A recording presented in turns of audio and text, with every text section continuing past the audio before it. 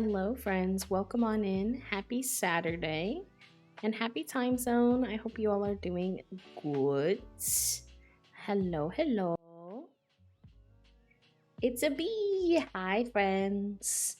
Hi, Crispy. Hi, Callie. Hi, Kat. Hi, Abby. Welcome in. Hi, everyone. How is your Saturday going?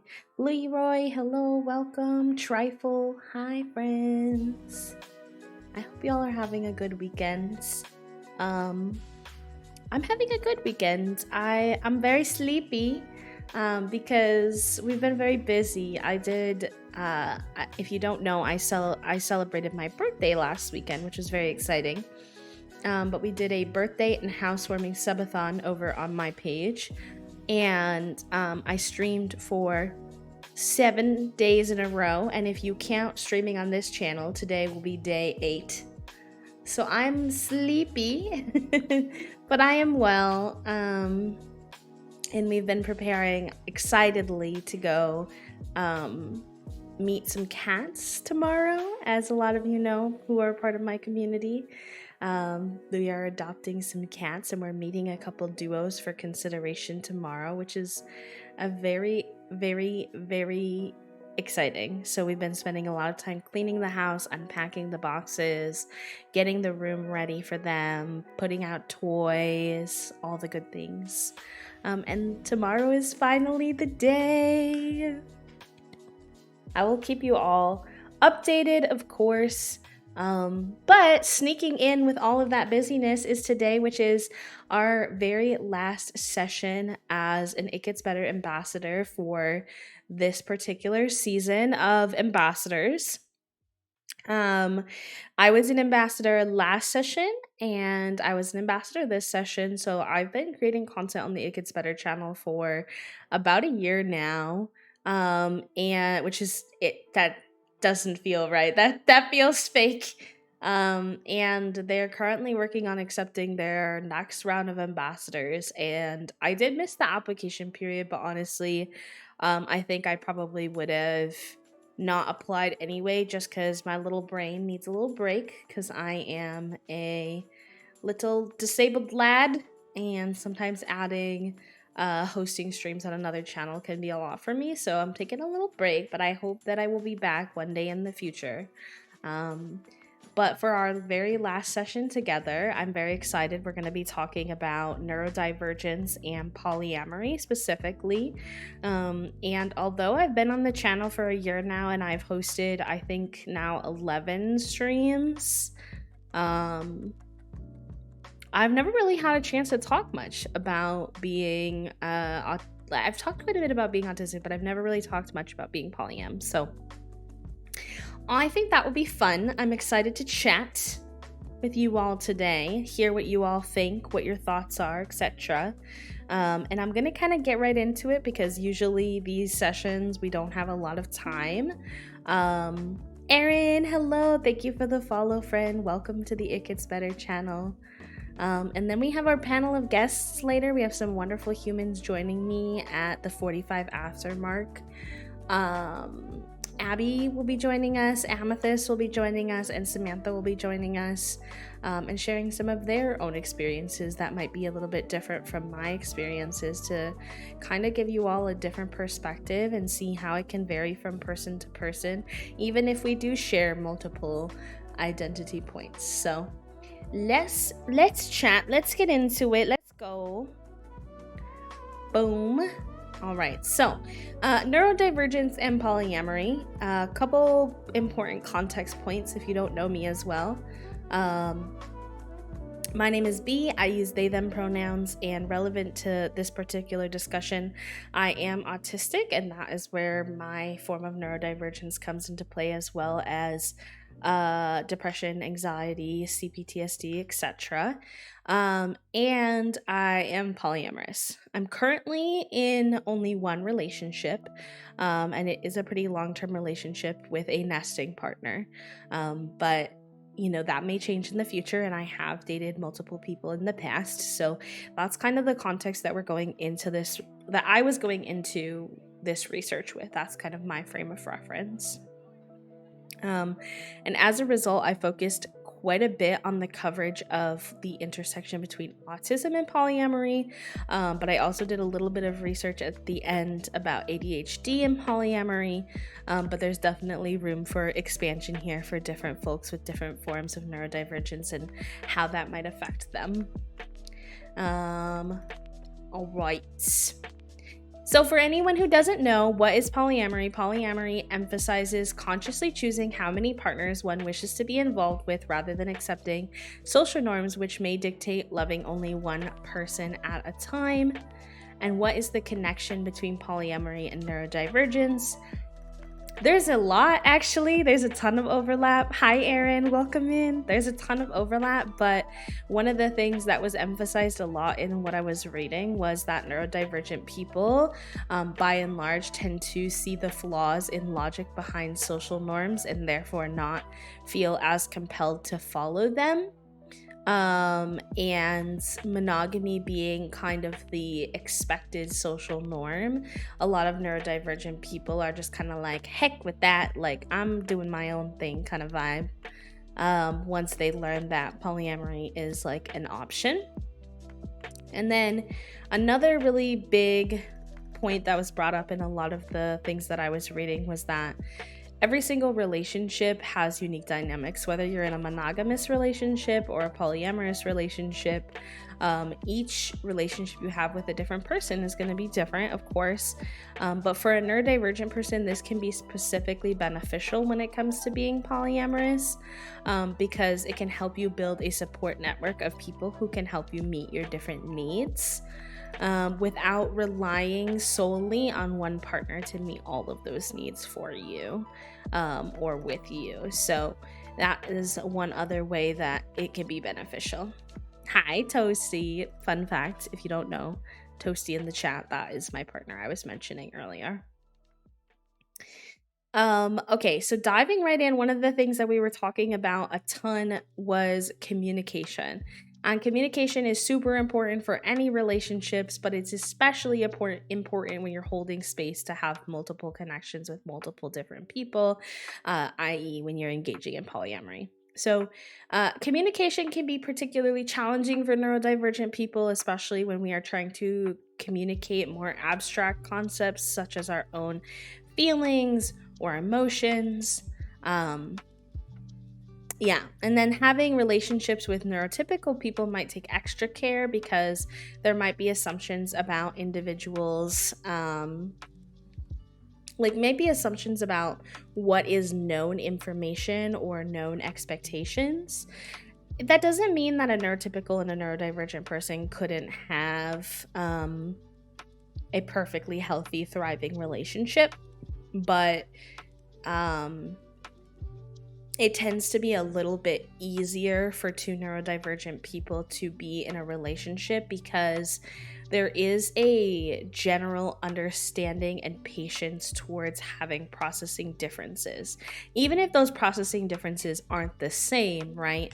So as Toasty said, I'm the ADHD side of the neurodivergent and polyam, yes. And so like I'm autistic, my partner has ADHD, and so in a lot of ways, even though we're both neurodivergent, we are neurodivergent in very different ways and often actually in quite opposite ways, where what one might find accessible is exactly what would be difficult for the other one. And so that can present its own very unique set of challenges.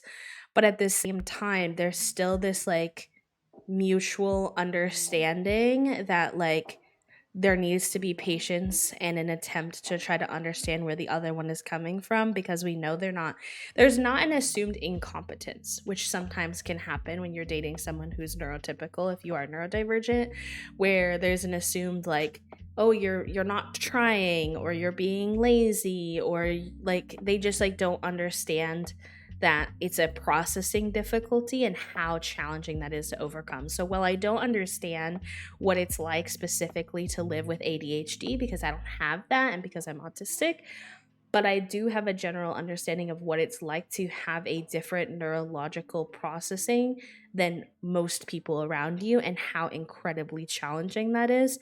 So I try to be very patient with Toasty and try to understand things from their perspective and how their brain works, if that makes sense.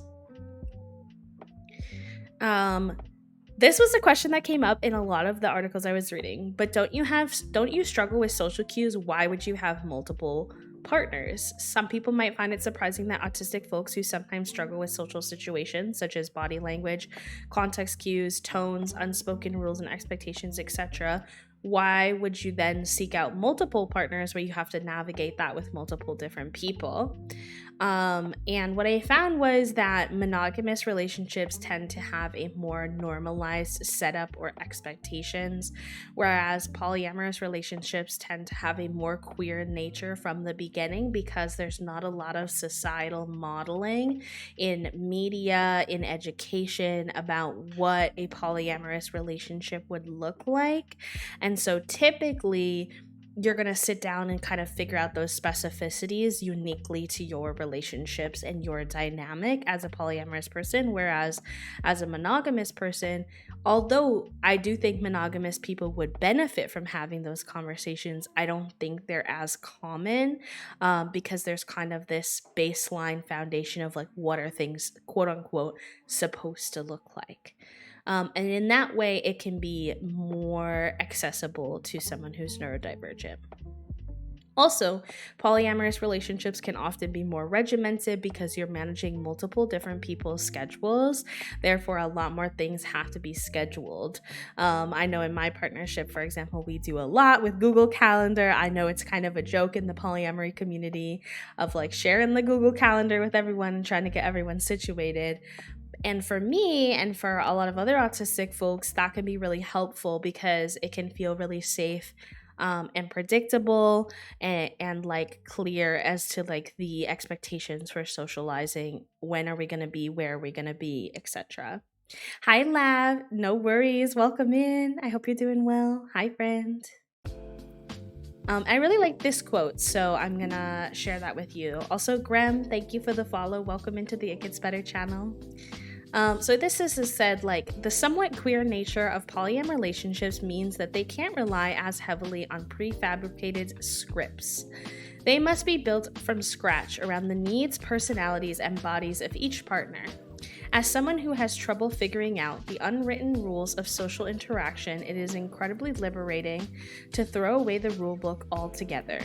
There's no room for assumptions. The multitude of expectations and boundaries functioning in the relationships are more likely to be explicitly discussed and defined in detail. So although you may be managing multiple partnerships, which can be an additional challenge for someone who struggles maybe with communication or time management, there's a lot more foundational conversations happening about like what the expectations are in each of those relationships, which can be very helpful. So a couple more points on why do autistic adults choose polyamory.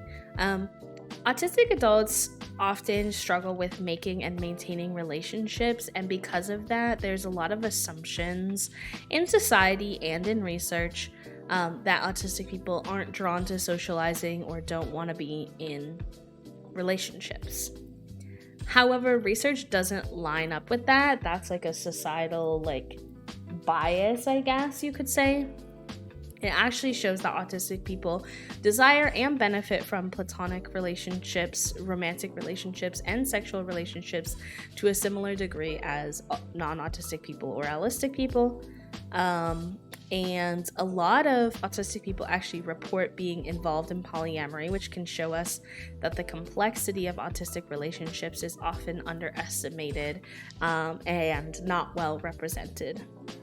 Hi, Amethyst. Welcome in. I'm looking forward to chatting later, friends. Welcome.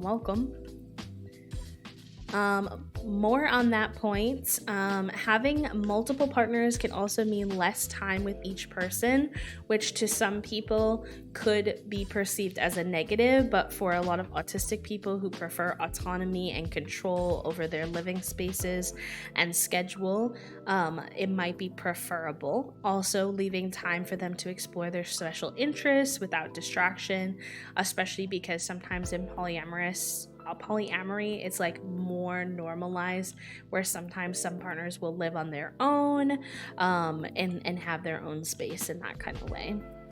Hi, Elise. Good morning. Welcome in. Welcome.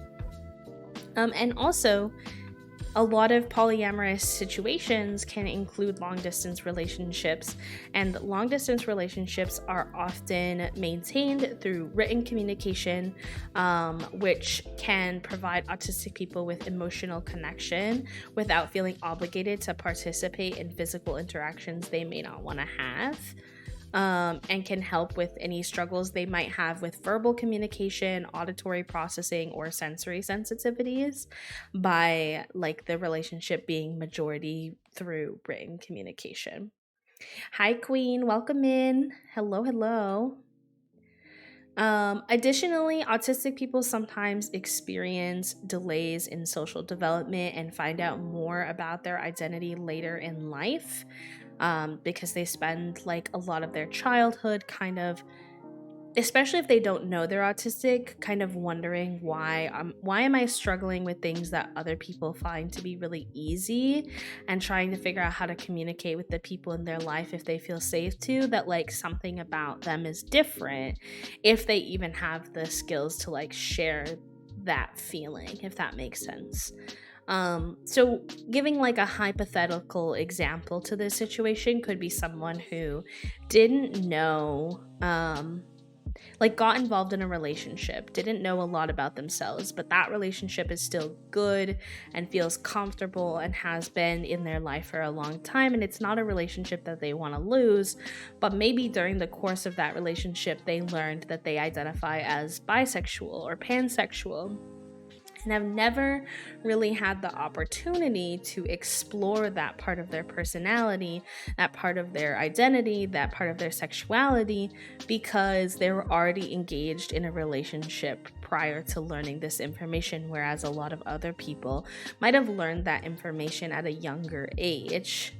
Sometimes, if it's a good fit for both partners, polyamory can allow those people to explore those elements of their identity that aren't found in the relationship, that they may have already been engaged with before and don't want to let go of, while also letting them, explore and learn more about themselves. Um, Sorry, Kelly. Sorry, Kat. My bad. So that's another reason why autistic people might choose polyamory. Neurodivergent people might choose polyamory. And there's also a large connection between the autistic community and the LGBTQIA plus community. The LGBTQIA plus community is also more likely to explore polyamory. So we kind of just like a big smushed group in that way. Like there's a lot of overlap between all these different communities, and also polyamory often it can appeal to folks who do not want relationships that include sex or romance. That would be our asexual and aromantic friends, as well as maybe anyone who experiences like sensory sensitivities and just doesn't enjoy those activities, and like can be beneficial because if their partner does have like sexual needs that they can't meet, they can like seek that out from someone else, without necessarily breaking off that relationship that they're enjoying for other reasons. And then polyamory with ADHD. So again, like I said earlier, I'm not as familiar with the ADHD side of things, just because that's not something that I experienced, but I did do some research and was curious to see what they had to say. So it was found that similar to autistic people, people with ADHD are more likely to participate in polyamorous relationships and have expressed more interest in open relationship formats.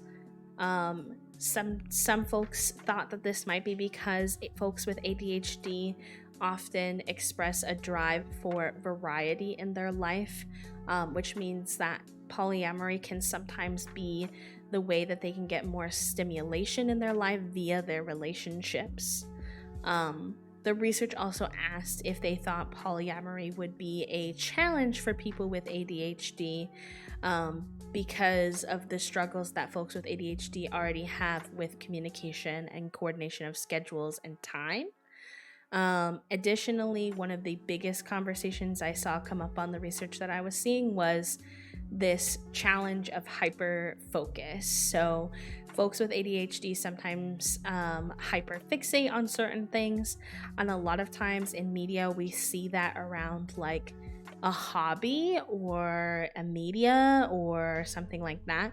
But it is also possible to hyperfixate or hyperfocus on a person, which is something we don't have conversations about as much.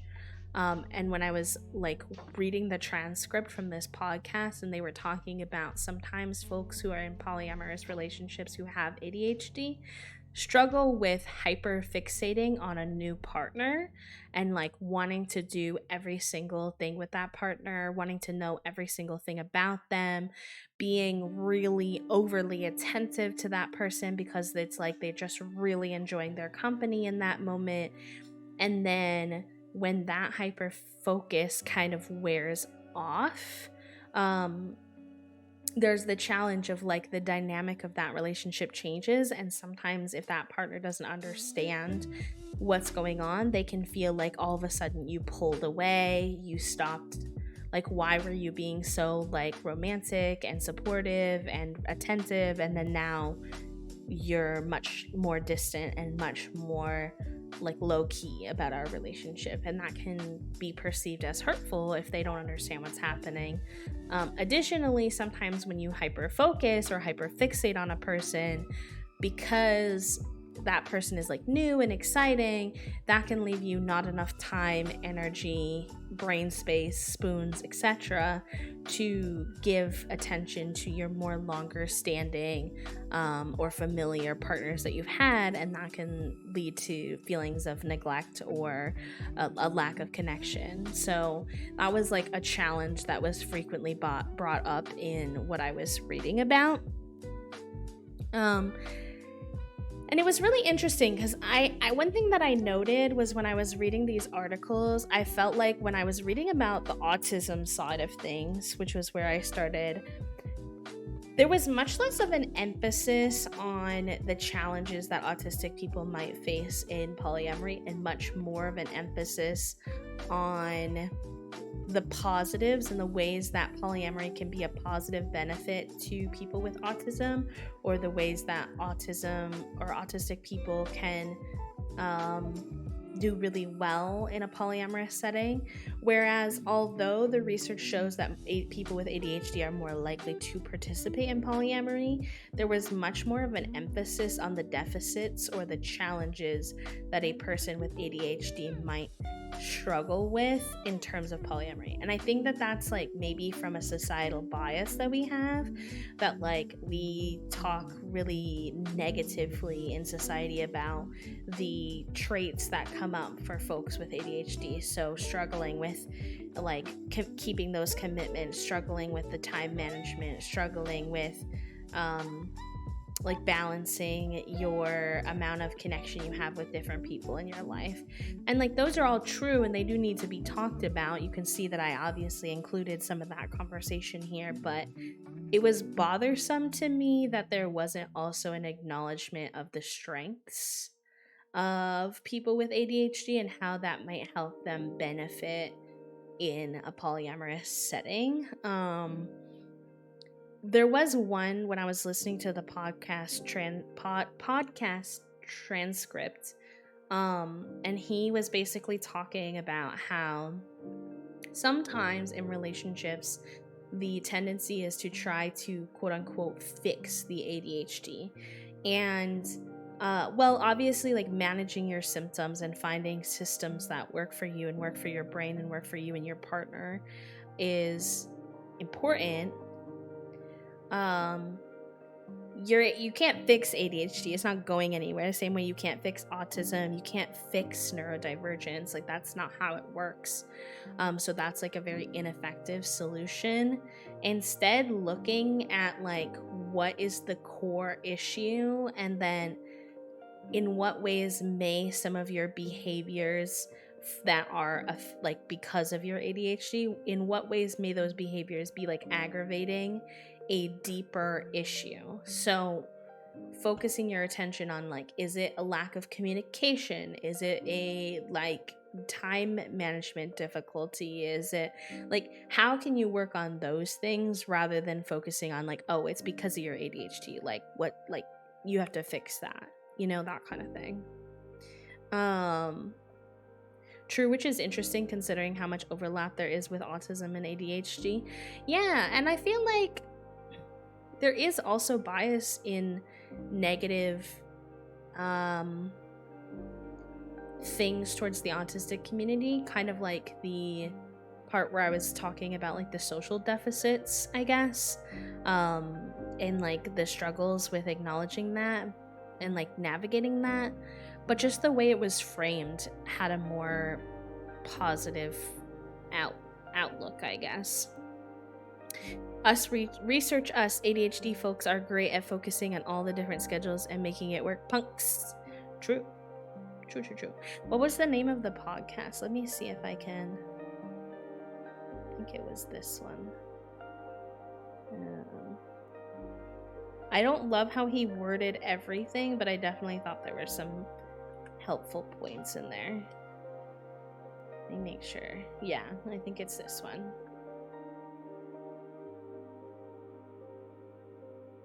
I didn't listen to the podcast, I only read it, but a loss. I did today's date puzzle for the first time in months. Very nice. Very nice.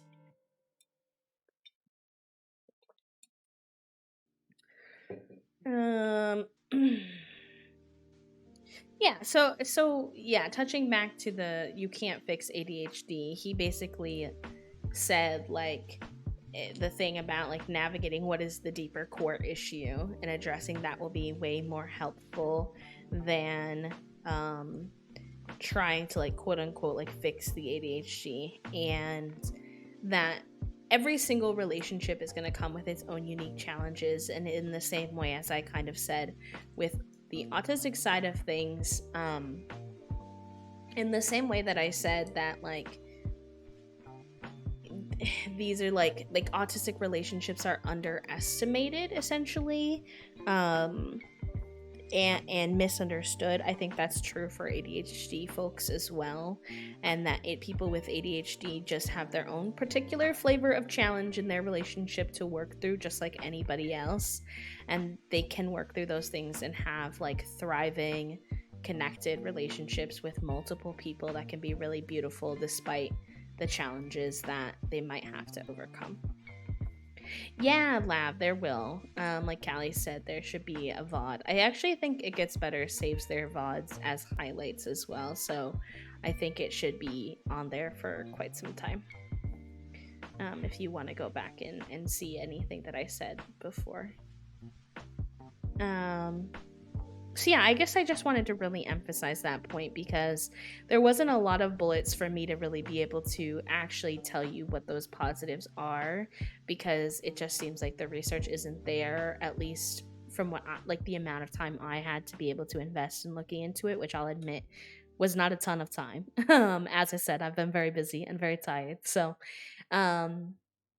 then I wanted to end on a positive note of you can succeed as someone with ADHD and polyamory, and it's not like this everything is going to just be harder for you all of the time kind of thing. That there are strengths that come with it as well. Hi Juby, I hope you're doing amazing. I love you. Welcome in. And then a couple additional notes that I wanted to make. I kind of said some of this at the beginning, but an emphasis again that autism and ADHD are not the only forms of neurodivergence. I think a lot of times when we oversimplify neurodivergence, those are the only two that kind of get brought up. And I realized that by focusing on those two, in a way, I kind of repeated that behavior. But there are a lot of different ways in which someone could be neurodivergent. So I included a definition of neurodivergence here.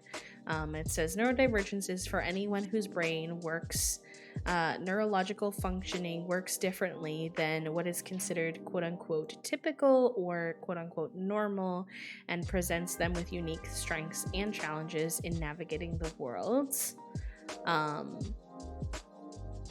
So yeah, not just autism and ADHD. I'm not too sure what the research says about the overlap of other forms of neurodivergence. So I'm not really sure if like there's this same pattern of there being more people who, for example, have depression who are polyamorous, or have anxiety or have and are polyamorous, or whatever those might be, as we like they might not be the same as we saw with autism and ADHD.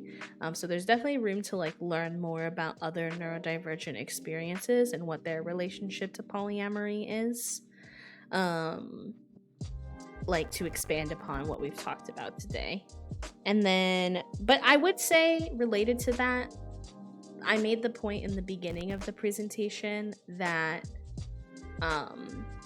for all neurodivergent people, polyamory can be beneficial in the ways of building a support network. Because polyamory leaves space for not just romantic relationships, but deeper platonic connections, such as like queer platonic partners. Polyamorous people will sometimes even live with queer platonic partners, and that can help you build up this network of like supportive people in your life who help you in different ways, whether that's financially, emotionally, physically, etc. Like me and Toasty joke often, and it's a funny haha, but it's also kind of true that like capitalism and everything makes it very difficult to manage all the things that you need to manage in life, especially if you are neurodivergent or if you're disabled like I am.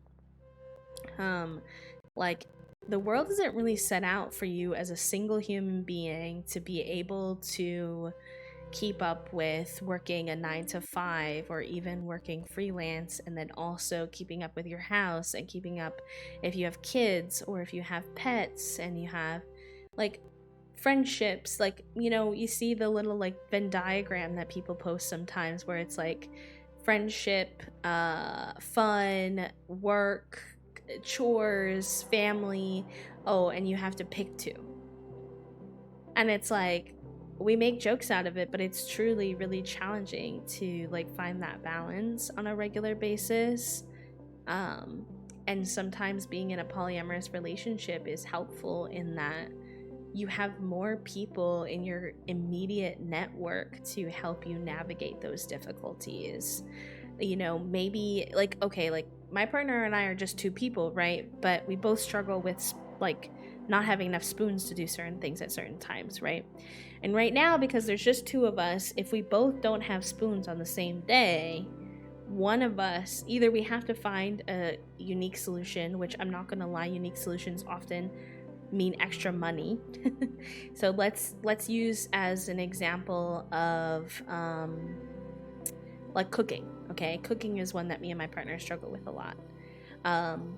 If both of us do not have the spoons to cook on the same night, we either wind up coming up with a creative solution of an easier food to make that can be like warmed up in the microwave or doesn't require a lot of one person, and one of us kind of like rallies to make that happen.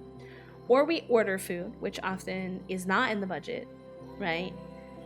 Or one of us has to kind of like stretch ourselves beyond our actual like comfortable capacity, which is not great in terms of like burnout and physical and mental ability. So if we had a third partner, or more than a third partner, if we had multiple partners, there is a better chance then, right, that one of us in whatever the little crew is has the spoons or capacity to do that particular task. And kind of like you can kind of figure out how to navigate all those different parts of life in a more complex but possibly more accessible way to folks who are neurodivergent or disabled in those ways and don't have the capacity to do those things that society expects us to just be able to do every single day. Surely more people will lead to more spoons, right? Right?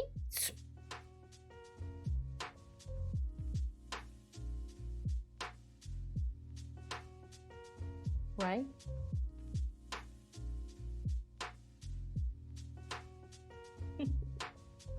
queer platonic relationships are so valid, and there's so many more ways to be polyamorous than just romantic and sexual relationships.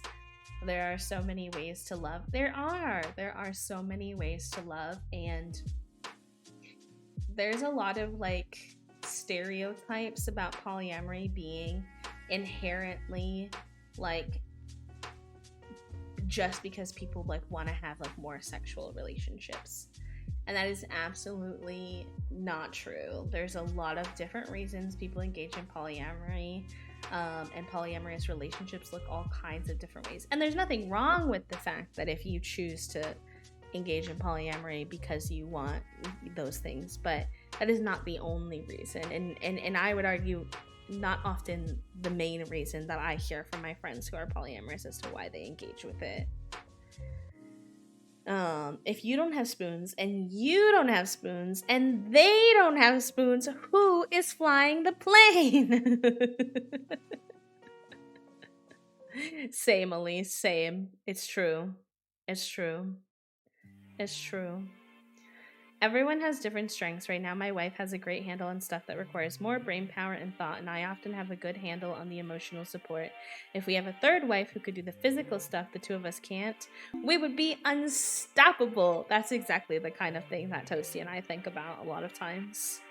Maine, thank you for the follow. Welcome in. Because we're kind of similar, like Toasty is really good at like a lot of the like physical tasks around the house, the handiness tasks, like all like the chores and things, but like it's really draining on them still sometimes, and then they wind up also being kind of the brain person because I struggle with like memory and brain fog and stuff, and so it's just a little bit much for them to manage both the handiness stuff and the mental stuff. Whereas I do a lot more of like the emotional support. So if we had like a third partner who might be able to lift some of that off their shoulders, it would be like a lot more well spread, essentially. At least if nobody had spoons and triads or quads or any polycule, theoretically we would have more money. The more money thing is also true. It's just also like being in community, right? Like more actively involved in community is a really beautiful part of polyamory, and I feel like disabled communities have such an emphasis on community care, and so to me it's not surprising that disabled people, including neurodivergent people in that they then like seek community care in the way that they want to structure their relationships in their life and their family. Yeah. These roles change so frequently for me and my partners, and that flexibility and safety is so important. Very true. Very true. Being able to switch between your strengths or tastes, especially with like fluctuating chronic illness, is super important. Yep.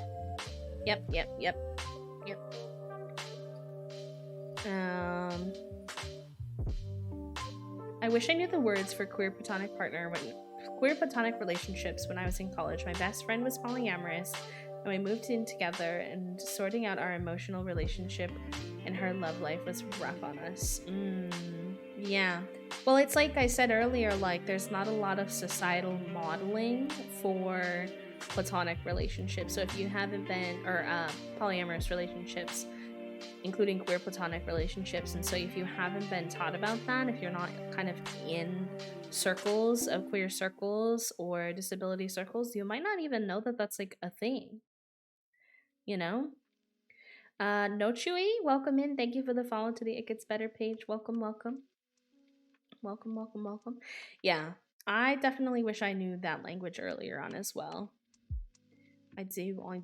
And there's a lot, like, I'm still learning as a polyamorous person. Like, I feel very much like a newbie, like a baby to polyamory still. Like, I've educated myself on a lot, but there's not a lot of lived experience going alongside that. And so I like look forward to the future of like learning more and exploring more and feeling those feelings of safety and community and interdependency and connection and all those kinds of things.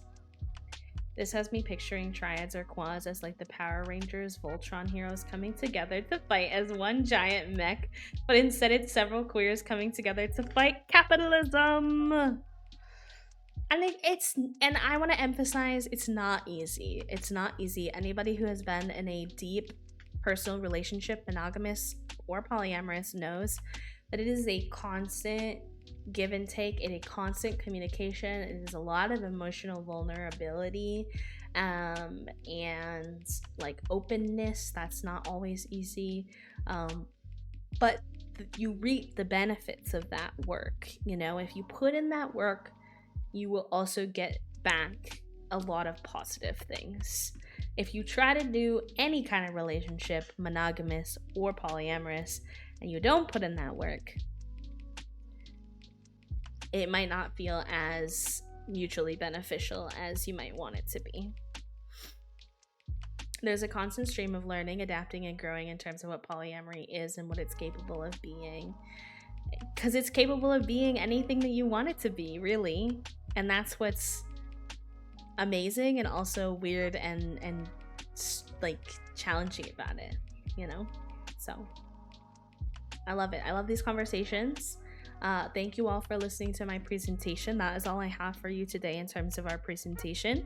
If you don't know me, if you're just meeting me for the first time, you can find me at Queerlybee on all social media platforms. I also stream on my own page. I believe if you do ! Queerlybee in the chat, it will give you the linky link.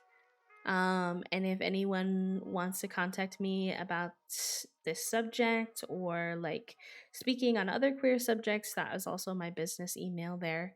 But I am going to throw up the BRB screen and go connect with our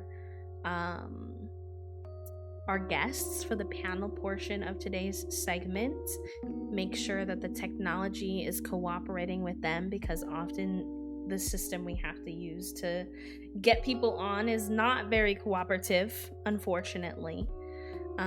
So I gotta go beef with it for a few minutes. So if you need to stretch, get your meds, eat, get some water, if you just woke up and you need a moment, this is a great time for that in terms of the transition, and we are going to slide into that. So I will be right back.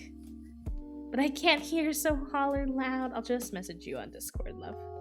But thank you. I appreciate you. All right, BRB.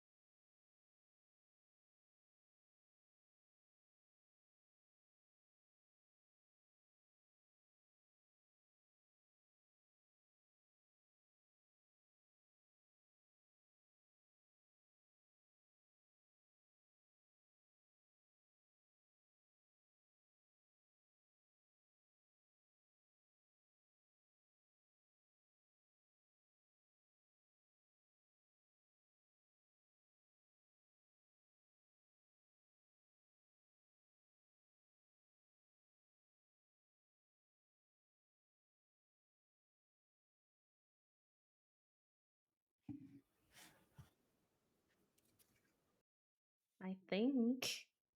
I think our perception is here working, hopefully. Um, I will have our friends introduce themselves. Wow, words hard. And you all will let me know if the audio is good for you. Sometimes someone starts introducing themselves and y'all are like, I can't hear them. So let me know. And I will heckle Abby because they're first on my screen, into introducing themselves first. Sure. I don't mind being heckled. Um, I'm Abby Lynn 19 here on Twitch. I use she, they pronouns, and I'm a queer, autistic, non binary person here on the internet. Um, and I have been pulled directly out of the kingdom of Hyrule to be here today. So I'm very glad to be hanging out with y'all and to chat about neurodivergence and polyamory. I'm honored. I know that the toxic chokehold is strong. Amethyst, if you want to go next, that would be amazing. Yeah, sure. Hi, my name is Amethyst Moon 101 here on Twitch. My pronouns are she, they.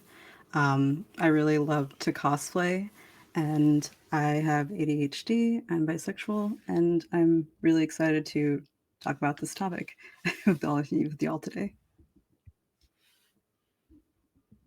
Awesome. Sweet. Oh my gosh. I was saying while we were on studio mode to the friends who are with us on the screen that everything is working, knock on wood, which is really weird because I think that's the first It Gets Better stream I've literally ever had where everything went according to plan.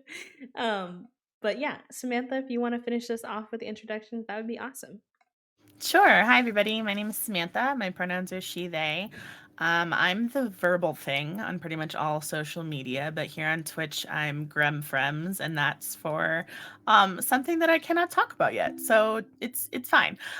Um, but I'm a lesbian and a gender questioning person who has been in a closed triad for about a year and a half. And in addition to being neurodivergent myself, I have CPTSD as well as some other probably larger neurodivergent umbrella thing that I'm working with a psychiatrist to determine. And both of my partners are also neurodivergent. So it's really asked us to focus a lot on what healthy communication looks like for us and to constantly be adjusting that, which has really made a huge impact in all of our lives in every area. And then outside of this panel, I'm a writer and editor, and I'm also a cast member on the first all fat, all queer TTRPG show, Death Divinity. So that's me. Heck yeah, you are. You do a lot of cool things. You all do. You all wonderful humans, and I'm excited to get to be face to face. I know that as streamers, we have so many like tangential connections to people, but we often don't get to like really sit down and have a conversation just because lives are very busy. So I'm excited. I'm excited to be here. Also, thank you for those follows friends who have just joined us, and welcome into the chat. At any point, if y'all have questions for our guests, as long as you're respectful, feel free to throw those in the chat. Or if you want to share some of your own experiences as we chat, that is more than welcome too. But in addition to your introductions, I would love to give you all some space to just share with us. And some of you touched on it a little bit already, just naturally, which is totally fine. But share with us a little bit what your relationship specifically with the topic of neurodivergence and polyamory is. Like, do you consider yourself neurodivergent? In what in what way? And similarly, like, what has been your experience with polyamory so far? Because I know that everyone's experience is different. And also, I don't think my volume goes up anymore, so I'll just try to talk louder, even though I'm a soft spoken lad. And in terms of answering the questions, I don't like to like call anybody out because if you don't feel comfortable answering any of the questions, you don't have to. So whoever just feels comfy kind of popping in, I know that that's always a little nerve wracking, but I think that that's probably the most fair way to like leave things open for people to have time to think and stuff. So whoever wants to just kind of lead the charge is good for me.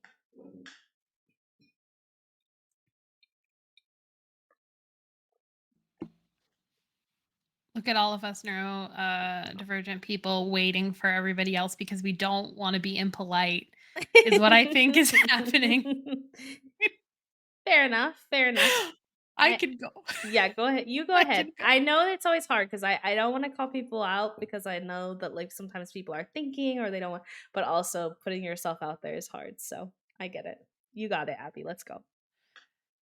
So I knew that I was polyamorous, I think, long before I actually recognized much in the way of neurodivergence in myself. Like I knew that I had ADHD. I like got diagnosed with ADHD when I turned 18, but like nobody was really it didn't provide me any information that I didn't already have. So it was like, yeah, am I have trouble focusing, but I do okay. So I'm fine. Like it didn't feel to me at the time like I was identifying with having a disability, whereas now, many years later, I'm like, yeah, I'm disabled. And like neurodivergence feels like disability to me. Like those two things for me personally are interchangeable. Mhm. But polyamory showed up in my life probably, I don't know, I was like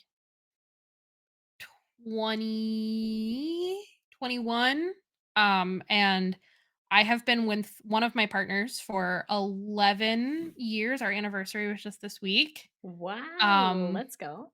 yeah, and but basically for 10 of those 11 years we have been some amount of polyamorous. We've each had other partners. And it just kind of happened every time, but our communication was really really solid um throughout our whole relationship because we were long distance. So it just kind of folded in, and there were like little moments here and there where things were hard, but I think because we had built so much of our relationship on being able to communicate with each other so efficiently and in ways that worked for us, that it just kind of all fell into place. And then the autism, just added to it later. Just a little I don't sprinkling on top. well, yeah. I talked about this a little bit in my intro, but so I prior to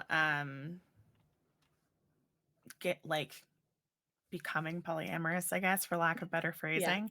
I had a couple of serious relationships in my 20s, one of which was actually a marriage. I got divorced during the pandemic. So if you also got divorced during the pandemic, I have a book club. Anyway, uh, so, and in those two relationships, one of which was really abusive and one of which was just like really codependent and unhealthy. Polyamory was always presented to me as like what felt like a threat. Like, it was Mm. very like, "I think we should have an open relationship," and then I would say, "Well, I have concerns about that." And then on the other side of it, that person would be like, "Well, that doesn't make any sense." And it's like, "I guess we just won't try it." And, like, it just never, like, clicked. And then, in 2021, I actually got a job as a bookseller when I was living in Brooklyn, and one of my coworkers was polyamorous and, like, queer and non-binary and really involved in the kink community as well, and actually, like, was really open about talking about their experiences, and that was the first time that I ever, like, in real life witnessed a healthy example of what polyamory could look like. And so then when my girlfriend and I started dating our third partner, in January of last year, it felt less scary, and Mhm. it felt more like something that was going to be, like, really, really good, and it has been, like, it's been really wonderful, but I think that such a huge part of that is because all 3 of us recognize, like, so both my partners have ADHD, one of them is also autistic, and all 3 of us recognize that, like, "Hey, in order for our relationship to thrive and to not get bogged down in, like, really nasty things, we need to be constantly communicating." which is really tough for each of us on a different level, but it allows us to kind of like meet each other where we're at. And when there are miscommunications or when there are moments when like things don't make sense between us, we're able to take the time and really hammer it out and get to a place where everybody's good, which I think is incredible. And I've never experienced that in any of my monogamous relationships. So,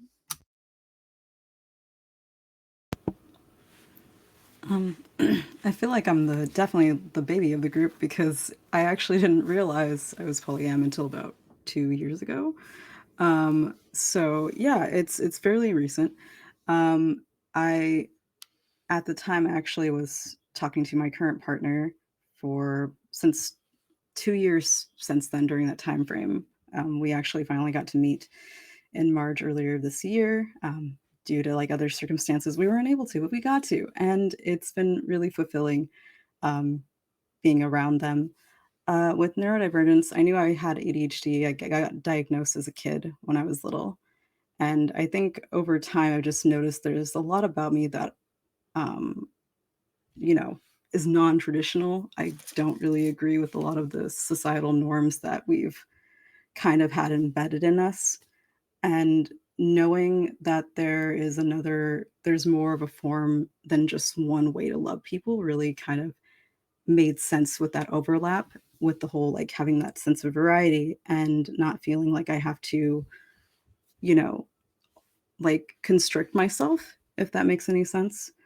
Um, And so I think what I noticed with combining like my neurodivergence while also being in this current relationship, I've noticed that like I don't mask as much as I normally would when I used to in previous relationships. I didn't feel like I needed to keep to myself a lot. I didn't feel like I needed to hold myself back with what I was feeling. And sometimes there were times where I'd be doing like random stims when I would get really excited about things. And it's just really brought out more of who I am. I think over time, just the more I've learned about myself since, I'm 27 now, but like it didn't hit until 24 where I started really like implementing, learning more about myself over time. And the more I've learned about myself regarding like that overlap with having ADHD and what my relationship style is, it's just made things feel a lot better and not as complicated,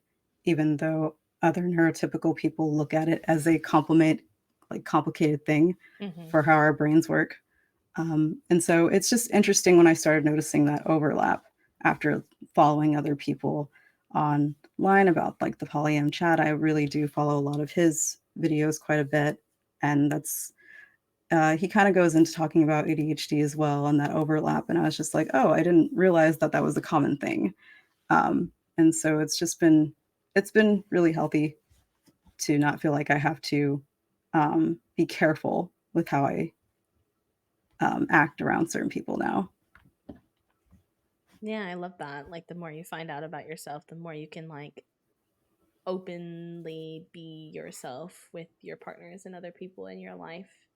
And I am also a baby, so do not fret. I think I couldn't put like a pinpoint as to like when I realized I was polyamorous, but as I was learning about queerness and learning about all of the different identities out there, um, that are like available to me, and I was like kind of questioning myself and trying to figure things out, I always just resonated really deeply with like the core values of polyamory. Like I wasn't sure if I like literally would enjoy the experience, but when it comes to specifically like the values of like loving multiple people and not enjoying personally the constraints of sometimes it's not an inherent part of monogamy, but in society and the way that we've set up relationships, there's a lot of like ownership-y feelings that happen in monogamy that I just like never really vibed with.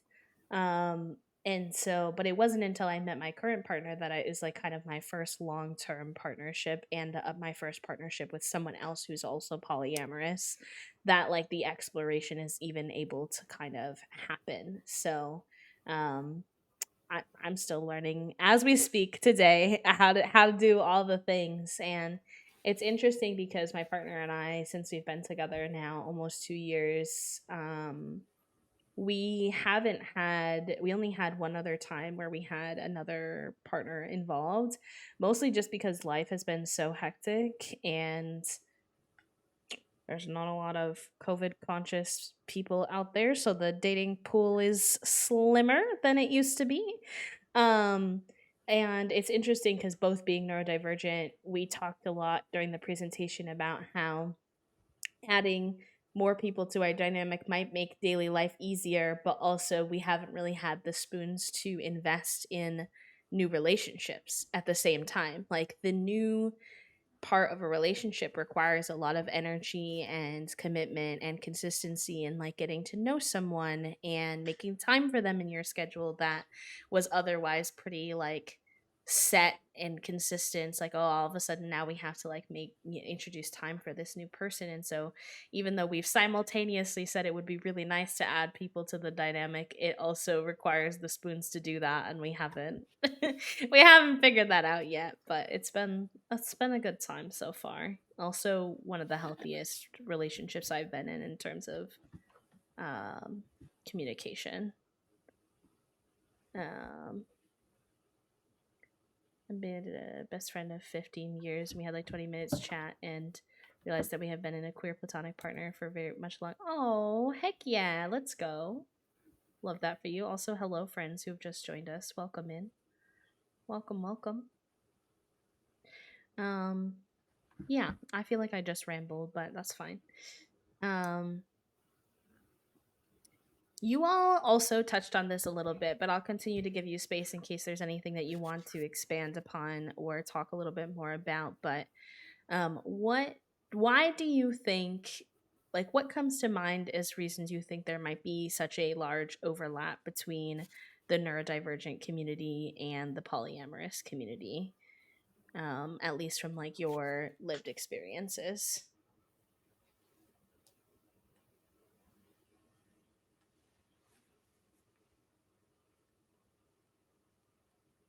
I think it just provides a sense of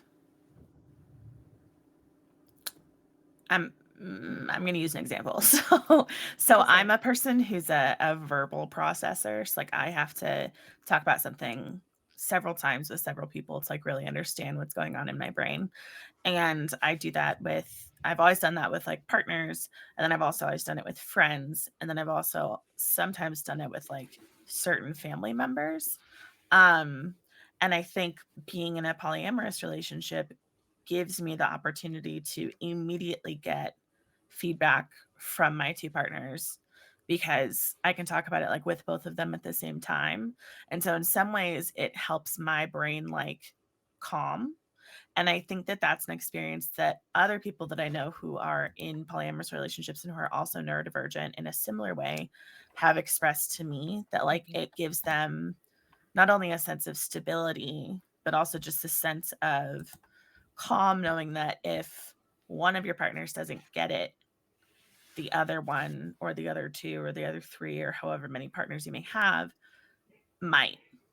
And that provides a really, I think, important sense of security. And so I think that that is definitely part of it, although I'm certain that it's not the core reason for that overlap.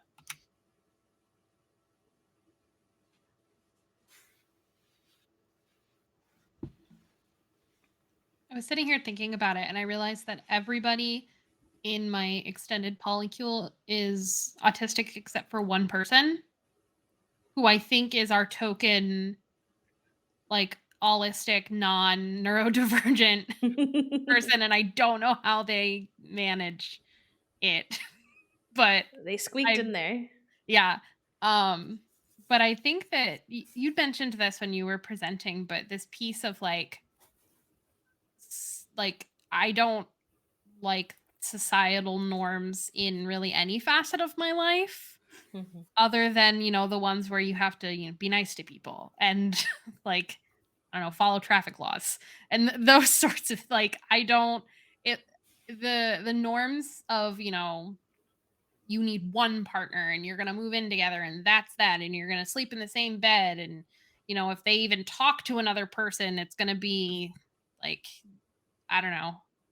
None of that has ever worked for me. Mhm. So I think that that is the case for a lot of autistic people. Like, um, we don't follow rules that we think are silly or wrong or bad, Yeah. because they don't make sense. So why would I follow the rule of needing to be monogamous? Because it doesn't make any sense to me. Um, it really grinds my gears when people are like, "Oh my god, I could never be polyamorous. I don't know how you do." I'm like, "Well, then don't." Like, Yeah. nobody's just because I am doesn't mean that you have to. Like, the best part about being a human being on planet Earth is that you get to pretty much do what makes you happy. And if other people are doing things that don't make you happy, that's fine. Just let them do their thing. Yeah, I was just sitting here processing mainly. But for me right now, I'm currently just with one partner, but they are married. And I've noticed like with the overlap with neurodivergency, they're both neurodivergent. And I guess it's just a sense of understanding that each of us all have when we're having like when we're talking to each other.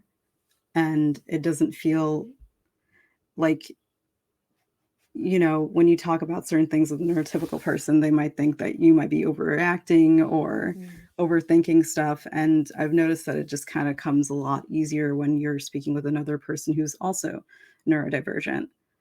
Um, and I've had times where even talking to my partner's partner, like I was a little nervous because it was my first time really meeting them and getting to communicate, but they were actually like incredibly kind and were super stoked to hang out with me and everybody else. And it just, I don't know, it just kind of came naturally. It didn't feel, you know, different. It's like when I was in elementary school, I realized I was bisexual. I didn't really get why people like I was just like, oh, I like girls and boys, but I didn't really expect it to turn into like this whole big fiasco to people. I just thought that some people were different and liked that sort of thing, but I didn't think that it was going to be looked at as wrong. It's just something I've kind of noticed over time with like, I start to think about a particular thing and I'm like, oh, okay, give me about a week or a couple of days. And I'm like, okay, it makes sense. Like, that's basically what happened with my current partner. After a week of really sitting with it, I was like, oh, huh. All right. Well, I've gone from realizing that I'm bisexual, that my pronouns are she, they. That was pretty like about a year or so ago. And now I've got another thing that the universe has added on to me and was like, hey, bestie, you're not monogamous. I just want to throw that out there. Hey, you see all these people were bringing towards you? It's because guess what? So I was like, okay, so now I got another thing that I have to figure out and research on, which was fine because even though all these different topics, because for a lot of people with ADHD, we love to really sit and research on a particular topic, Mhm. and we'll hyperfixate on it for a long time. And this one really just made sense, and I have been really enjoying like learning it because it actually, you know, it balances out my brain. I don't feel like it's a complicated thing. I Mm. think the only like real complicated thing people try to get through is just communication. I think it's a lot of communicating. And that's with every relationship. You have to be able to talk and really work with each other. And after like really realizing like, with scheduling, I was like, oh yeah, you have to really like know how to organize. And I think that really does help people with ADHD because I used to struggle with that all the time. But now, like planning out like the trip to go see them was really cool. Thinking ahead of time what their plans were um, with their partner too. Just trying to like say, hey, this is what we're gonna do during this time frame, etc. And it just kind of like you know um, it did give that variety aspect of how we're going to line up and how things are going to go with me coming up to say hello. But it just really worked. And I think that I guess it's more of it helps more than it hinders. I really do notice that there's just this form of support that really helps, like, with navigating our brains to make things easier rather than just only adapting to a neurotypical brain and not just only just like, learning to adapt to other people's brains rather than just only doing it to one. And that's really something I hold dear because ADHD is like it's embedded in me and I can't just, ignore it. Mm-hmm.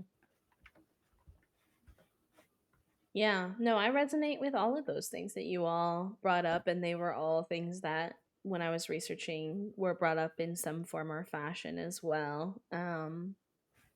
And I think like different reasonings resonate with different people. That's why even though like I talked about a lot of them, I thought it would be interesting to hear from you all like what kind of connections you find yourself making. I know for myself, I really resonated with what they said about how in monogamous relationships, a lot of times because there is such a societal modeling for what a monogamous relationship should look like via media, via education, and like they teach us about like a very like standard quote unquote nuclear family, etc. That when I would get into those relationships, there were expectations that were unspoken that I was supposed to just know how to navigate. And that when I started dating my current partner and we were both neurodivergent and polyamorous, there was a lot more conversation around what are the unique expectations we have for this relationship? How are we deciding together we are comfortable with? What are we communicating that like these are our needs, wants, desires, etc. Whereas previously like I just feel like that didn't really happen, I guess. And so even though it is potentially someone might say like a lot of work to have those conversations, those relationships are so much more meaningful to me and so much more authentic where I can like Amethyst said, like be myself, open up a little bit, mask less, etc. Like I need that space to have those conversations in order to get comfortable in the relationship truly and not just be kind of part of who I am, I guess. So yeah. And then like we talked a little bit about like spoons and sharing in supporting one another and how like sometimes having multiple partners is really nice because one person is really good at one thing and likes one thing whereas someone else might hate that thing and really struggle with it, and you can kind of like trade and toss things back and forth and make it work in a way that if there's just two of you, sometimes it's like, well, what if we both hate this thing and we're both bad at it and we both don't have spoons for it? What do we do now? It's like, rest in peace, good luck, bestie. But yeah, thank you for the hydration and thank you for the follow, JSM. Welcome in. Hello, hello, friends. Amazing. Um, Yeah, so then I guess like a lot of the research was focusing on sort of this like dichotomy of strengths and weaknesses in a way, or strengths and difficulties. So I thought that would be interesting to share what has been more of our own personal experiences with that. So like in your relationships, what have you found to be challenging in terms of being a neurodivergent in a polyamorous relationship? And that might just be like based on how your brain works and not necessarily specifically because you're in a polyamorous relationship. But I still think it's interesting and maybe will help someone feel a little less alone if they're also having those same kinds of challenges in their relationships in exploring polyamory.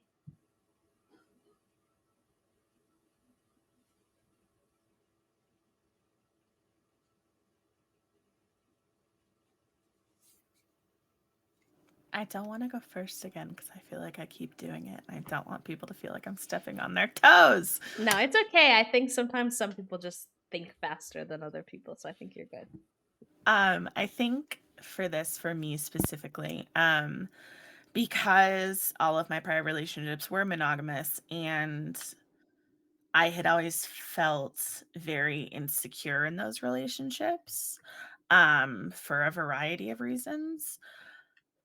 Coming into a polyamorous relationship, I still had some of those insecurities. Like I don't think you just like shed those overnight, right? And so when my two partners and I first started seeing each other, it was like I kind of had to deal with the fear of like, okay, if this doesn't work out, I might lose not just one person who's really important to me, but two people who are really important to me. Mm-hmm. And that feels like hell incarnate. But one of the things that we actually did as a group when we first started dating was all three of us read the first part of the book Polysecure, which is really about specifically like attachment styles Mm. and how those can present in not just your romantic relationships but all of your relationships, and learning the various ways that we each had like kind of components of insecure attachment styles, if not like fully insecure attachment styles, allowed not just me but all of us to like really figure out where we could show up for each other and offer reassurance without it feeling like it was a chore. Mm. And I think that was something that was really tough for me to get over at the beginning, but has since become much easier to manage, because when I'm having a moment where it's like there's a brain worm and the brain worm is telling me that you hate me, instead of constantly being like, are you mad at me? Are you mad at me? Are you mad at me? Do you hate me? Which is the thing that will make the other person feel frustrated, because there's really only one way to answer that question if you don't want the person asking it to have a total meltdown, right? We've instituted I guess a rule, like a communication rule in our relationship, where instead of asking, do you, we say, hey, can you reassure me that you don't hate me, you're Mm. not mad at me, whatever it is. And so then you can be offered that reassurance and that reconnection. And it can also open up a conversation about like, hey, no, I'm not angry at you. However, I would like to talk to you about this. Mm. And then you're able to go into that conversation feeling a lot more secure, which I think was really important to me and still is. It opens up a line of communication as well, that like if that person was struggling maybe with finding the time, space, gumption to like bring up whatever was bothering them, you've kind of opened them a you've opened the door and kind of given them that space to kind of latch onto that and share a little bit more, which I like. Yeah, and we're all three of us are super hyper vigilant, and we're very, very attuned to like even the slightest shift in vibe. And so it's really helpful because then we're not constantly paranoid that like, oh no, they hate me. They're leaving. Like it's over. You know what I mean? Chat was asking if you could like share, like confirm the name of the book you were referencing as well. That would be. I didn't stage this here. It's just been next to my desk for a couple of months. But it's called Polysecure, and the author is Jessica Fern. It's a really useful tool. I think it is really helpful, and it's for me. It's not just helpful for like people who are interested in or who are in polyamorous relationships. It also just helps you really figure out where you are failing as a communicator in all of your relationships. Mm. And so it kind of creates more self-awareness and the ability to have those important conversations with everyone in your life, which I think is cool. I was actually sitting here, like, a lot of what Samantha was saying, I was like, man, I relate to so much of what you were bringing up because for me as well, it's been primarily monogamous relationships, and it always felt like the constant like self-doubt and feeling like I needed to be mindful of what my words were. Always feeling the need to also seek validation be- because like that's just something that I've kind of was embedded in societal wise.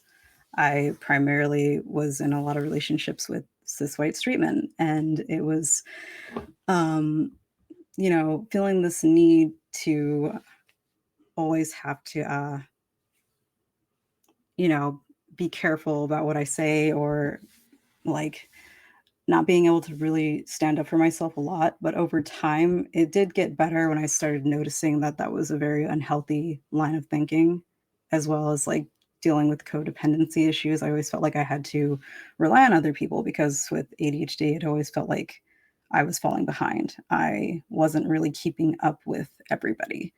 Um, I always felt the need that, like, it always felt like I was wasn't as fast as my peers were when it came to schooling or doing my own sort of thing. And so I kind of struggled with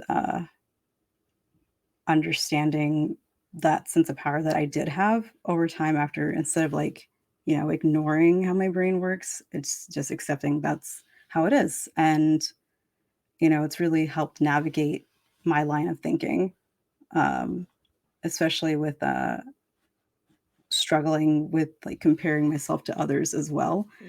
That's really changed my mindset over time. Like when I realized society was based on Eurocentric lines of thinking, everything that I used to think about myself kind of just went out the window. Like it just made things so much easier for me. Um, but so yeah, it was kind of hard to answer this question because I haven't really noticed difficulty yet with my current relationship right now. But I guess I was worried that there might end up being miscommunications. But it's made like I noticed that now as I've gotten better with like healing with who I am as a person. We did talk about boundaries regarding like, for example, because it's a relationship between us, like what we would want to talk about and what I'm okay with sharing and what they're okay with sharing with between their partner and then between us, that sort of thing. And that is something that I've had to really navigate with because, it's just been so embedded in me that it's been just between one person. And so I guess this like, um, the whole like structure of uh, monogamy and like marriage and what you're planning on doing next later down in life, my perspective on things have changed because it's like it's not just one person. There are other people involved, not just like necessarily dating each other, but like also, other potential like friendships of people that I'm actually also getting to know and getting comfortable with. And it's still processing for me, and I know it's not like super easy, but it still makes sense for me, and it's made things like a little less complicated than I thought that they would be for me in terms of uh, primarily straight relationships that I've been in. I think this is probably one of the first like I guess queer relationships I've been in where I don't feel like I have to um, like be so argumentative with things. Like there was constant things where I was dealing with debates with previous partners and always getting like shut down. And it was just like they always had to have the last word on every little thing. They had to be right. Always. It's very draining. Yes, it was incredibly draining. And, it's not like I'm saying, oh, like monogamy is bad because it's not. Like, communication is a very important thing for each type of style. Um, but it's just I noticed that there was a lot of stress that was pulling at me because of these constant like debates and having to feel scared that I couldn't really get a word in edgewise just to, be with somebody and that sort of thing. Yeah, like when the conversation is more competitive than it is like Right. cooperative. Right. My parents were like that, and so when I started dating, I had to like unlearn that behavior of like the like trying to be right behavior and start to perceive conversations more like, okay, like how do we work through this together to get to a sense of like mutual understanding and comfort. And it was like training a whole different communication muscle that I hadn't been really asked to use as a kid, and so much better. Highly recommend. The other way is significantly less it doesn't feel as good in the end. So, Yeah. did you have anything you want to share, Abby? Oh, sorry. Yes. No, you're good. So one of my partners is in the chat right now. So they were like, "You should say the thing." Yes, I will. Thank you. But I think that one of the first, like, being in polyamorous relationships for so long. I've been, like I said, with one partner for 11 years. The other, it'll be 5 years this year. So it's, been different communication struggles as our relationship has grown. And at the beginning, I found myself falling kind of into this trap of like, okay, well, this is how I communicate with this partner. So I'm going to communicate the same way with the other partner. And that, for, what feels obvious now, but like that didn't work because everybody's different. Everybody engages in relationships in different ways. Everybody communicates with each other differently. So, of course, what was good for one person was not necessarily going to be good for the other. So having to work through the like, well, this is how I would deal with this. And it's like, to me, it almost felt like this routine that I had learned. Mm. And like, as an autistic person, I am somebody who really benefits from routine and from things going uh similarly each time. And so having to learn that, like, okay, there is a different set of, I guess, rules with another person, was tricky at first. And then once we kind of figured that out, COVID happened. And I have a nesting partner, but then my other partner moved from, they had been about 45, 50 minutes from me to across the country, to California. I'm in Massachusetts.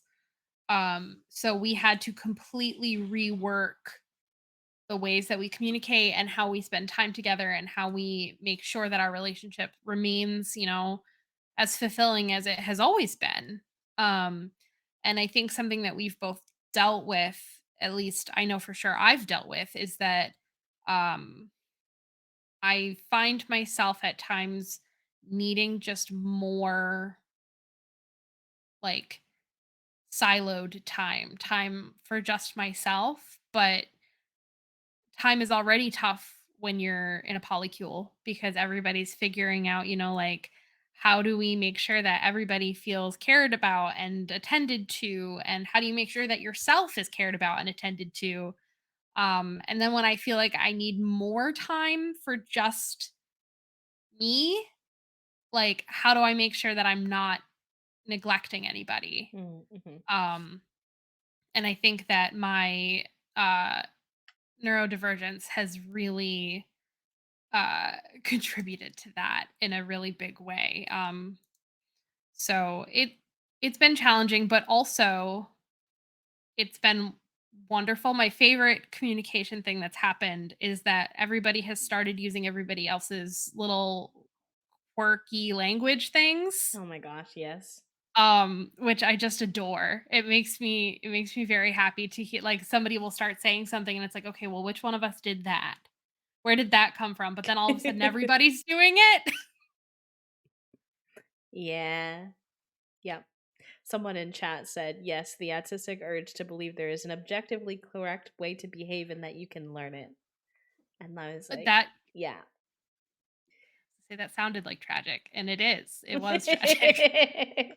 It's for me, it's not necessarily that it is that there's an objectively right way to do it so much as like the way that your partner like resonates with the most and clicks for both of you, and then it's kind of like I figured it out. And then when you realize, wait a minute, number one, that same exact strategy won't work with a different person, but also number two, that people are so complicated that the same strategy doesn't necessarily work every time or under every circumstance, even with the same person. You're like, oh, this is gonna be a little more complicated than I originally anticipated, actually. which I think is always interesting to navigate. One that my partner and I struggle with a lot, I think, earlier on in our relationship and now comes a lot easier, is being different varieties of neurospicy that sometimes don't, like, the solution, like conflicting access needs, kind of like, where like sometimes what they need is exactly the opposite of what I need, and like trying to figure out how to like look how to not steamroll over the other person in terms of your needs, and making space for what they need, and figuring out how to, like, I guess for lack of a better word, like compromise.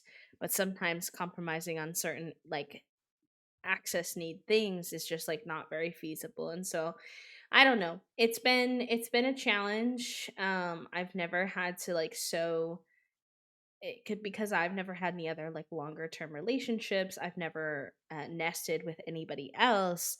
This is my first time navigating um a relationship that I feel like is like to this depth, I guess. And so I had to learn to be a lot more vulnerable, a lot more open than I was um when I first met them. And I think they heckle me. They heckle me because they're like, to anyone else, to the outside world, you seem like a very open book. You seem very you share a lot about yourself. You're a content creator, so you open up a lot about how you're feeling and what you're going through. And yet at the same time, I feel like there's so much in you that you don't share, which is so true. Like I have been called out correctly in that I feel like I share the parts of myself that I guess I think are, yeah, yeah, calculatedly vulnerable. And it's not intentional. I think there was a lot of learning that like I can share how I'm feeling before it's been fully processed. I had like this habit of feeling like I had to fully figure out exactly how I felt about something and process it all the way through and understand it and make sure I knew how to verbalize it and had the script ready to verbalize it to that person in a way that I thought it would be received correctly, and then they can have that information. And by doing that, I didn't leave space for that vulnerability that's a little harder, where it's like, this is not a full fledged thought. Maybe I'm way off base here. Maybe I need to be called in, like, in sharing those like tougher, more unprocessed thoughts, and making space for your partner to be there for you through those hard moments. And like, that was not an easy learning lesson, and I think it's also one that they are learning as well. So a lot of like creating enough safety in our relationship where we both slowly started to feel more and more comfortable and confident sharing those more vulnerable thoughts has been not necessarily a challenge, but just like a process, I guess, if that makes sense. That's really interesting to me because, like, so I often sometimes I can process really quickly and know exactly what I want to say. And sometimes I can't do that. And in my monogamous relationships, I felt like I had to process really quickly because my anxiety would get so overwhelming in like a disagreement or a conflict that I felt like I had to say anything to prevent it from getting worse. Whereas now it's like I'm really asked to take the space that I need, figure out what I want to say, and like then present it. And each of us like processes at such a different pace. So, like, my one partner who's autistic is very much like the fastest processor almost every time, and also will have already gone through all of the math of figuring out like each potential conclusion to what's happening. And then we'll have decided this is the correct one. And my other partner and I are still in the soup of like, okay, well, this is how I feel about the thing. And like, Mm, I need you to acknowledge how I feel so that I can acknowledge how you. And so it's just, it like, sometimes it's very funny and sometimes it's like it can lead to us having to like readjust the way that we communicate mhm, because people are feeling like there's pressure to like do one thing or another. There's not, and we know that, but it can feel that way because of how differently we all like go through things. So I definitely resonate with that, and I think it's something that you are not alone in experiencing for sure. I think, yeah, I think I was in the soup phase you described and was struggling to ever allow anyone to see me in that soup phase. I felt like that was something I had to I had to work through that quick and fast to get to the point where I could be the presentable version of myself that had the answers before I could ever open up, basically. And so like I was like, okay, I have to learn that it's okay to let someone see the soupy face first. Yeah, we talk about it as like, "Hey, like, if you just need somebody to be in the soup with you, like, I'm here. Let's be in the Mhm. soup. Do you want help creating a resolution? I can do that with you. Do you just need me to listen to what you're talking about and then, like, move on so you have time to process? Okay, I can do that too." And so, like, having those options and, like, knowing that there is not one particular path to an eventual resolution is really important to me. Yeah. And I had to learn to be better about being able to be there through other people's soupy face too, because I feel like for myself, because that's what I had learned, I also repeated that back at other people of like almost rushing them to tell me what they were thinking and giving me the information because I want to move on and I'm ready. I have the answers, so you need to be ready now too. And I had to learn to be a lot more patient and recognize that like my processing speed is not the same as everybody else's processing speed. And that was a learning curve, but we're getting there. Tragic also asked a really good question as well that I don't want to get too far lost in the chat, but they said, I'm not sure if this was covered, but going off of what B had mentioned with having your partner's needs potentially conflict with your own at times, how do y'all manage a situation where you might have one partner needing something that contradicts another partner's need in the same moment? For an example, maybe both partners feel like they need focused attention at the same time, and obviously you can only be one person in one place.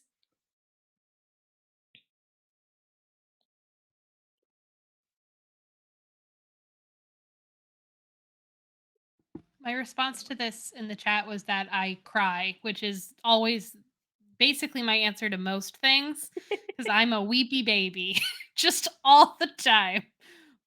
But in actuality, like I think that we just try really hard to like share with each other like what's going on and like be as open as possible of like, okay, this is what was expressed by one person, this is what was expressed by another person, and like who else could we potentially bring in to like help support while, like one of us supports the other person. Do you know what I mean? Yeah. Like my live-in partner has another partner. So sometimes they'll be like, "Hey, like is this something that like they can support you with right now?"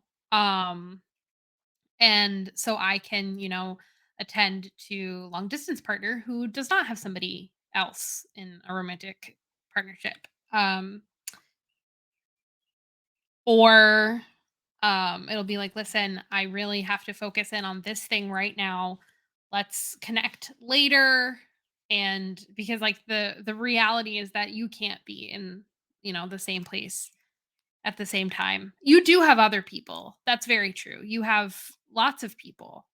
Just not necessarily another romantic partner, which is fine. But relying on other relationships, I do send you to your other people if it's something that I can't um that I don't know how to help with, or if I think, you know what, this seems like it would be a best friend thing rather than a me thing. um So, but also I cry because I grew up not really uh my time and space was not acknowledged as valuable. Um so I often will, in my immediate response to being needed is I will drop everything that I'm doing and go help the person that is needing me, when in like reality, if that's happening twice simultaneously, I will just short circuit. Mhm. So it's been a lot of working on myself to recognize that, like, I am not the sole human who can solve everybody's problems, and nor should I be. And also, I need to solve my own problems too. Yeah. I resonate with a lot of that. I think I, as an autistic person, had a lot of black and white thinking that I had to work through, where when I saw a problem, sometimes such as maybe the problem presented where you have two conflicting needs, in my head a lot of times there was X solution that made this person happy, and there was Y solution that made this person happy, and we just had to pick one. And what I had to like learn was that there's probably 17 gazillion other in between solutions that, or completely outside of the box solutions that might um be able to satisfy the needs of both people in some capacity. And so learning to ask more questions, right? Like if you have two partners expressing a need for attention, you might initially jump and just be like, oh my gosh, wait, oh no, they both need attention and they want it right now. And what do I do? But if you ask more questions, you might find that like one of them might be feeling like, oh, like I don't need it this second. I just wanted to express that I needed some. And then all of a sudden the solution has presented itself just by asking more questions and like trying to get more information and figuring out what is exactly the need that you're trying to meet, um and not like rushing to try to fix things was something that I had to learn of like, okay, let's take a moment, let's take a breather, let's see like is there somewhere in the gray that we can operate that will make this situation a little bit better for everybody, is usually how I haven't had an experience personally where it's like a stalemate, just because like most of the people in my life are empathetic and flexible and understanding enough to know that they can't always have exactly what they want and need in that moment. So as long as the partners around them or the people around them are hearing them, making them feel heard and valued, and that we are working towards a solution that will make them feel a little bit better, that has typically been enough to help make the situation improved, basically. So that's kind of our strat, but it did require some unlearning, because I feel like for a long time I had this very black and white thinking of like it can be this option or this option, and one of these is going to make someone unhappy, and now I'm stressed. But I've since learned that that's people are much more complicated than that. I have two very quick things to add to this. So my partners and I, we all live together. We accidentally U-hauled because of extenuating circumstances. I will not be going further into that conversation right now.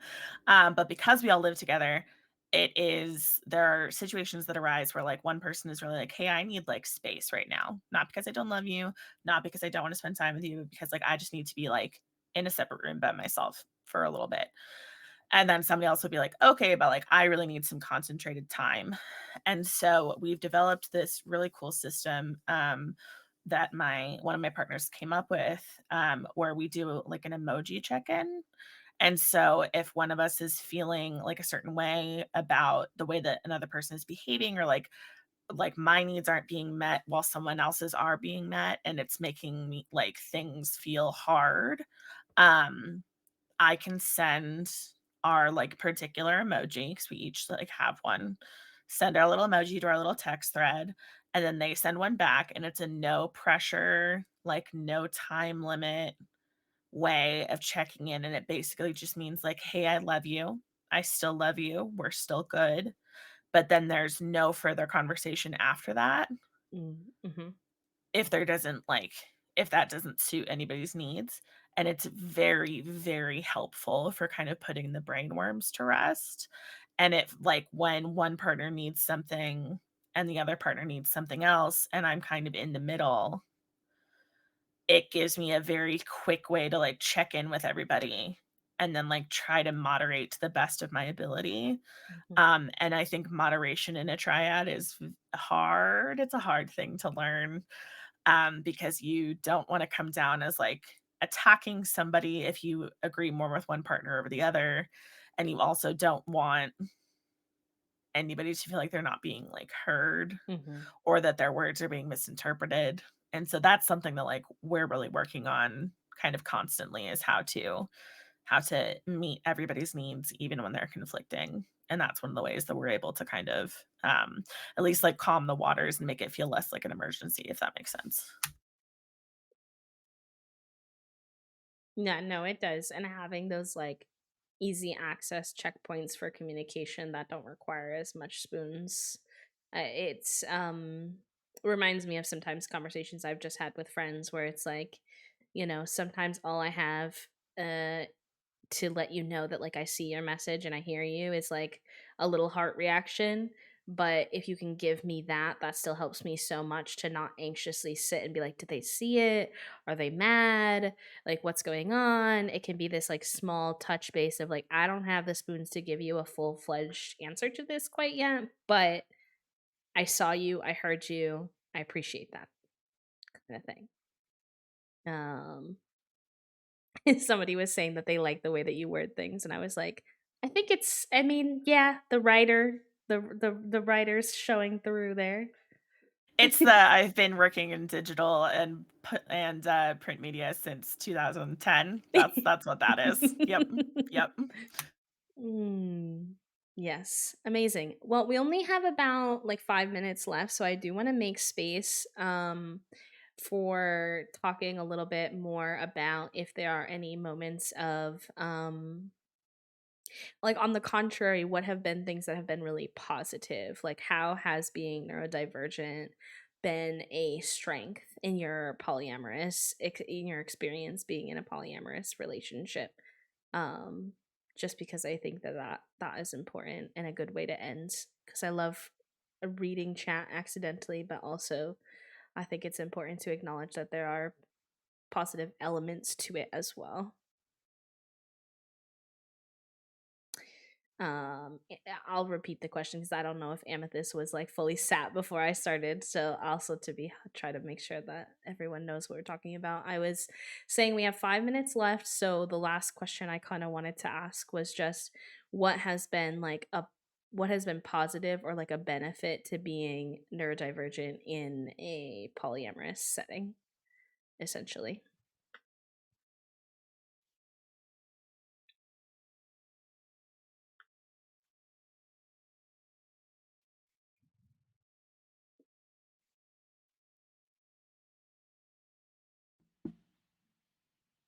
It's nice to have such a close group of people who understand on a base level what it's like to experience the world in a non-holistic way.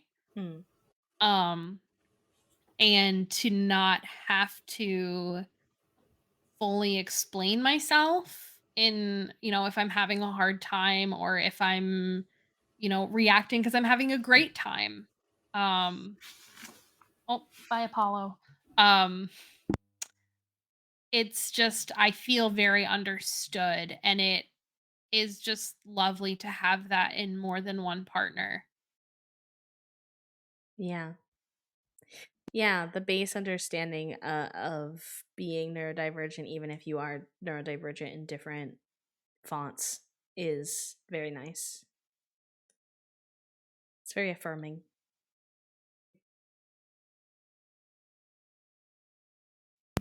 I was actually going to say something similar to that, where, yeah, there is this sense of understanding.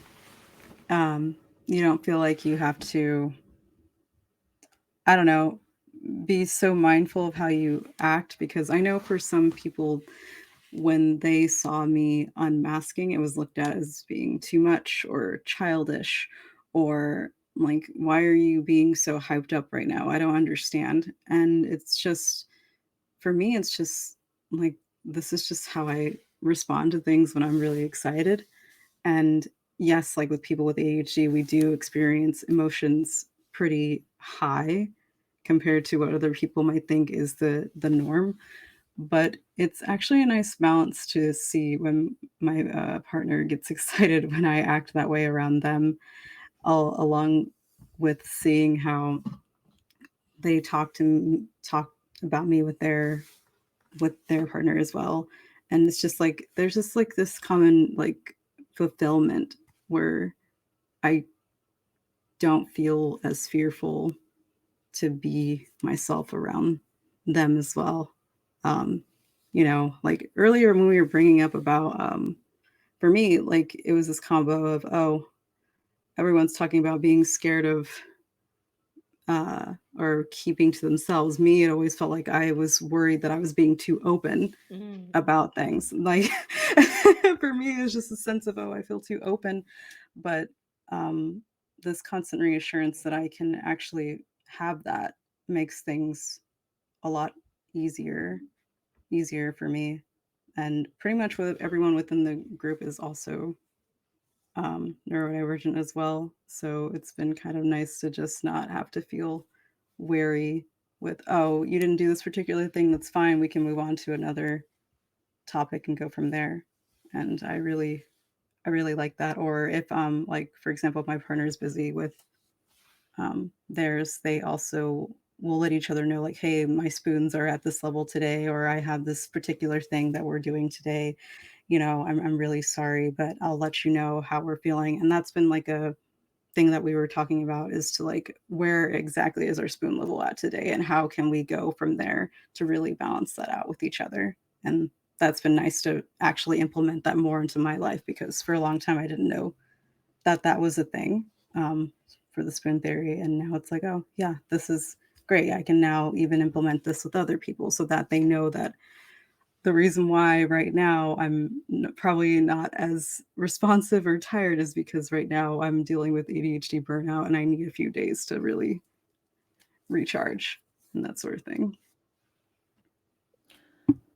As the non ADHD girlfriend whose neurodivergence is largely informed by their trauma, I we were speaking a little bit earlier about like how when you're in a polyamorous relationship, it offers a lot of flexibility in terms of like who can do what on what day.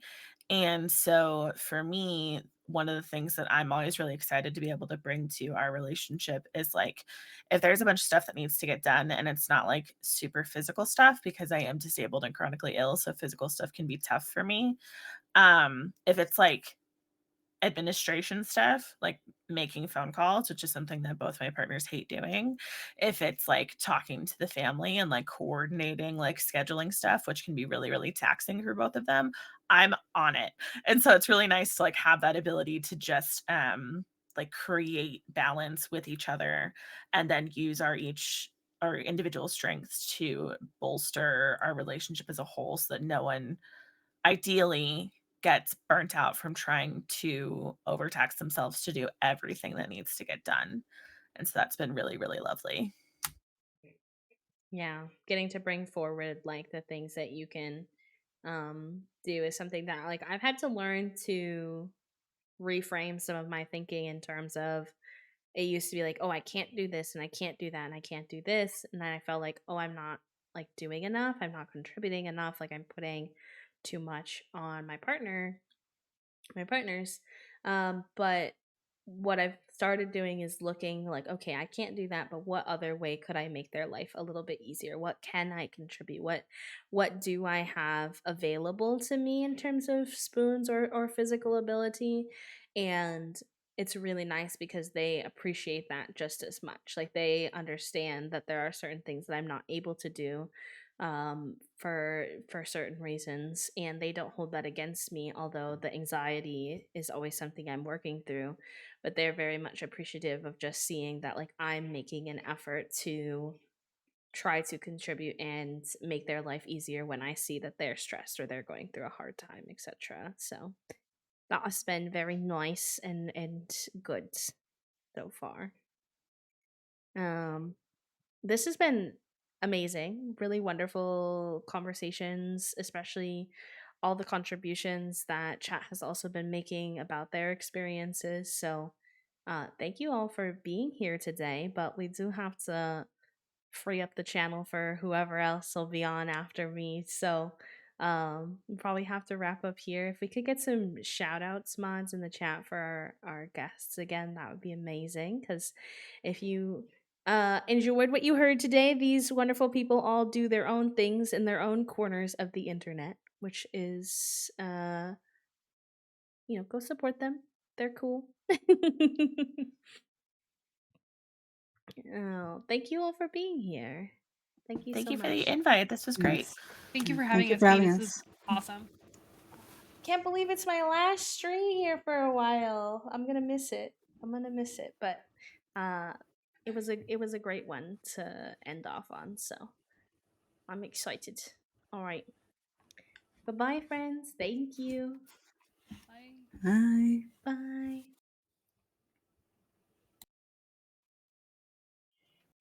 All right, amazing. Let me see if there is any of our stream team members, any of the other It Gets Better ambassadors live, so that we can do a cheeky little raid. We shall see. Sometimes there's people online, sometimes there's not, in which case I usually just go find a queer human that I think is cool and we raid them. To pass on the love. Oh yeah, there is some people alive. Okay, good. Good. Why don't we go raid Atmos? Atmos is a good egg. He is playing The Sims. Yeah, of course. Thank you all so much. These were amazing chats, and I'm always a little anxious, but it's always wonderful. So I appreciate you all being here. And Kat, nice. You got the raid message in the chat. Right there. Thank you. And then bada bing and bada boom. Yes, hydrate, take care of yourselves, friends.